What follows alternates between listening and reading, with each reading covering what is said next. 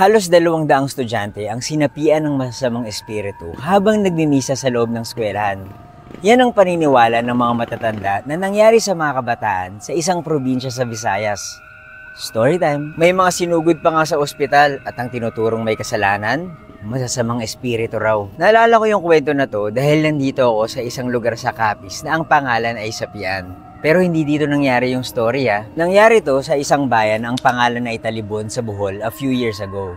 Isang araw, habang nagmimisa daw ang mga estudyante sa school, biglang merong bata na hinimatay. At ang iba naman ay hindi makahinga at nanginginig. Forgive us our sins as we forgive those who have sinned against us. Yan yung sinabi ng babae sa microphone na kuhang-kuha sa video habang nagkakagulo yung mga tao sa paaralan.